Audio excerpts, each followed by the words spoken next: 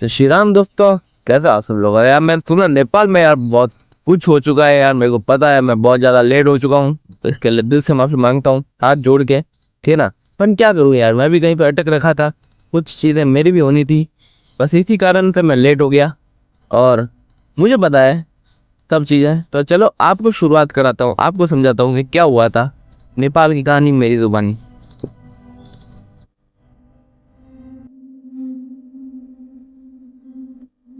तो गाइस, नेपाल के अंदर 8 सितंबर को दंगे हो गए थे चालू। और अगर आपको नहीं पता तो 8 सितंबर को मेरा बर्थडे आता है, हालांकि ये इंपॉर्टेंट बात नहीं है, ठीक है ना। इंपॉर्टेंट बात ये है कि 8 सितंबर को दंगे चालू हो चुके थे, पन ये 8 सितंबर को चालू हुए थे नहीं भाई यार, एक महीने पहले से नेपाल के जितने मिनिस्टर्स वगैरह है उनके बच्चे बड़ी अच्छी लेविश स्टाइल जी रहे हैं, और नेपाल का यूथ वहाँ पे क्या कर रहा है, इधर उधर जा रहा है, धक्के खा रहा है। और वहाँ पे भी कुछ खास नहीं कर रहा है, मतलब कोई प्राइम जॉब नहीं है उनके पास में कि कोई टेक कंपनी में लग रखा है, कोई कहीं पे नॉर्मल मजदूरी वाली जॉब है। देखो तुम्हें पता है, सत्य ये ही है, सत्य हमेशा कड़वा होता है। सत्य यही है कि नेपाल का यूथ क्या कर रहा है, मजदूरी वाली जॉब कर रहा है। तो किसी न किसी दिन तो ये गुस्सा फूटना था ना। तो नेपाल के यूथ ने सोशल मीडिया पे ये गुस्सा फूटना चाहा, पर जैसे कि हर एक सरकार चाहती है कि उनकी एक चुटकी में सोशल मीडिया की एक पोस्ट डिलीट हो जाए, वैसे उन्होंने करा दिया। उन्होंने 7 दिन का अल्टीमेटम भेजा बड़े बड़े यूएस टेक जाइंट्स को, हिसाब ये बंद कर दो, तुम ये सब चीजें बंद कर दो, ठीक है ना। हमारे हिसाब से बनाओ, हमारे हिसाब से तुम बनाओगे ना तो हम नेपाल में तुम्हारे ऐप्स चलने देंगे। पर यूएस जाइंट्स तो यूएस जाइंट्स खड़े, यूट्यूब हो गया, इंस्टाग्राम हो गया, इन्होंने इनकी बात ही नहीं मानी यार। और बात ही नहीं मानी तो 7 दिन बाद उन्हें बैन कर दिया गया है नेपाल से।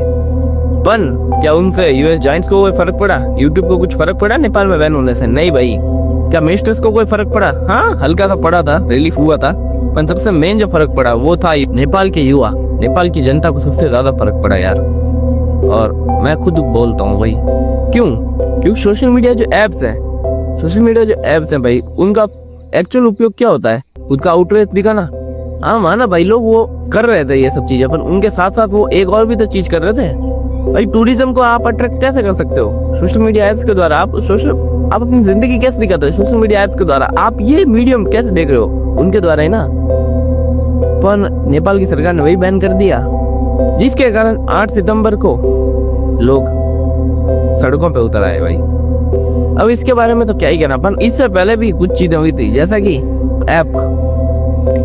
ऐप बैन से पहले भाई, ऐप बैन होने के बाद में हामी नेपाल करके एक एनजीओ है, जिसके फाउंडर और वर्कर सुदान गर्ग जो थे, वो फाइनली आए अपने बैक स्टेज से फ्रंट फुट पे आए, ठीक है ना।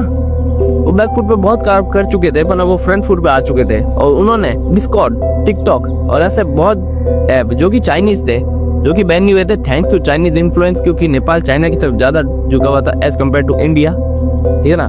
उसकी वजह से वो काफी ज्यादा सही, मतलब उन पे उन्होंने करा। उन्होंने 8 सितंबर को एक प्रोटेस्ट ऑर्गेनाइज कराई, जो कि एकदम पीसफुल प्रोटेस्ट होने वाली थी, जो कि सबको पता था। इवन तो पुलिस को, सरकार को, सभी को पता था कि वो एक पीसफुल प्रोटेस्ट होने वाली है। लोगों को वाटर बॉटल्स एंड फूड वगैरह भी लेके आने का बोला गया, तो भाई वो कोई धरना प्रदर्शन था, ना कि कोई भूख हड़ताल जहाँ पे सब भूखे रहे। तो भाई जाहिर सी बात है, सब लोग खाने पीने की व्यवस्था भी देखनी पड़ती है। और 8 सितंबर को यही हुआ, लोग आए पानी की बोतल, खाना वाना लेके काठमांडू में और भी 2-3 स्थानों पे यहाँ पे लोग आए, इकट्ठे हुए। और उसका नतीजा क्या हुआ? 17 लोगों की मौत, 400-500 लोगों का घायल होना। ये सब कैसे हुआ भाई? इसमें आता है 2 पहलू यार। पहलू था प्रोटेस्टर्स का भाई, उन्होंने ये कहा, और ये सबको पता था कि पीसफुल प्रोटेस्ट होने वाली है, तो कोई भी किसी भी तरह के हार्मफुल वेपन्स वगैरह, पत्थर वगैरह नहीं लेके आया था, कोई पथराव नहीं हुआ था, जो कि सत्य है। दूसरा पहलू, सरकार ने ये बोला कि भाई पुलिस को ये पता लगा कि वो लोग में से कुछ लोग पत्थर वगैरह भी लेकर आए थे, और कुछ लोग असामाजिक तत्व जो कि प्रोटेस्ट को भंग करने के लिए आए थे, उनकी वजह से ये सब हुआ था। जिसकी वजह से पुलिस को बंदूकों का इस्तेमाल करना पड़ा, जिससे आपको सबको पता है भाई, बार बार बोलूंगा नहीं मैं, 17 लोगों की जान चली गई, जिसमें से एक 12 साल का बच्चा भी था, जो कि बहुत बुरा हुआ यार। तो इतना बुरा नहीं होना चाहिए था। नेपाल की हिस्ट्री में आज दिन तक कभी भी एक साथ में 17 लोगों की जान नहीं गई है एक ही दिन में, भले वो 2006 का प्रोटेस्ट हो, भले 1998 के दंगे, कभी नहीं गई थी भाई, पर ये 8 सितंबर को होगा। और जैसे ये चीज़ हुई, होम मिनिस्टर और एग्रीकल्चर मिनिस्टर ने अपना रिजाइन दे दिया। पर अब ये गुस्सा पूरा की तरह फूट चुका था। वो गुस्सा जो ज्वालामुखी की तरह शांत था, अब वो उसी की तरह फूट चुका था भाई। और ये बहुत बुरी चीज थी। अब क्या आपको आपको खुद में लगता है क्या यार कि नेपाल के युवा रुकेंगे अभी? मेरे को भी नहीं लगता था। होम मिनिस्टर और एग्रीकल्चर मिनिस्टर के रिजाइन के बाद में भी नेपाल के युवा रुके नहीं। दंगे उन्होंने चालू रखे। क्यों?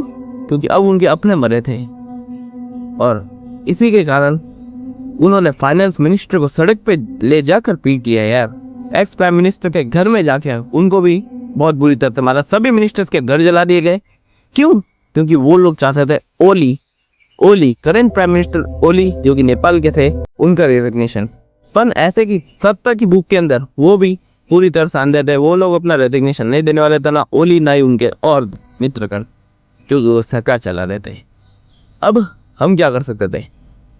हम मतलब नेपाल के युवा फिर भी प्रोटेस्ट जारी रखी, और लाजमी था ओली हेलीकॉप्टर के साथ अपना पैसा लेके दुबई भाग गए। उन्होंने इस भागने को कहा है एक ब्रेक। वो लोग नेपाल से एक ब्रेक लेके बैठे हैं ताकि नेपाल के युवा शांत हो जाए। पर क्या है, नेपाल के युवा शांत हुआ? नहीं भाई। वो 8 सितंबर की बात भूला नहीं था। 9 सितंबर को उन्होंने नेपाल में पार्लियामेंट जला दी। सभी बड़े बड़े नेताओं के घर जला चुके हैं वो लोग। अभी पूरी तरह से आर्मी का कंट्रोल है शायद। और मेरी सलाह यही है भाई, इन सब पचड़ों से दूर रहना चाहिए, ठीक है ना। दूसरी बात भाई, बहुत से लोगों ने मेरे को लगा यार, ठीक है ना, बहुत से लोग ये सोच रहे हैं क्या इंडिया को फर्क पड़ेगा? भाई इंडिया कुछ फर्क नहीं पड़ने वाला है, ठीक है ना। इंडिया को लिटरली कोई फर्क नहीं पड़ने वाला है, क्योंकि पहले भी ओली सरकार जो थी वो चाइना के पक्ष में थी, इंडिया के पक्ष में थी नहीं। हाँ मानता हूँ भाई, इंडिया का बॉर्डर लगता है नेपाल के साथ, पर एज सच क्या टूरिज्म पे इफेक्ट होगा? बिल्कुल होगा यार, हर कहीं पे होता है। पर समय दर समय वो ठीक हो जाएगा। बस यही कहना चाहूँगा कि नेपाल के युवा के साथ गलत हुआ, पर वो भी जो उन्होंने करा वो भी कुछ ज़्यादा सही नहीं था। उसके अलावा नेपाल के युवा तुमने देख लिया। और ये तो नेपाल की बात है भाई, इंडिया, बांग्लादेश, बहुत सी जगह हैं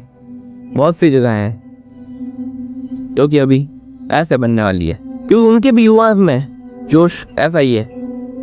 तो ये वक्त शायद ये नेपाल की तरफ से एक वार्निंग थी कि इंडिया वालों तुम भी सुधर जाओ, या फिर हम कुछ और भी कह सकते हैं।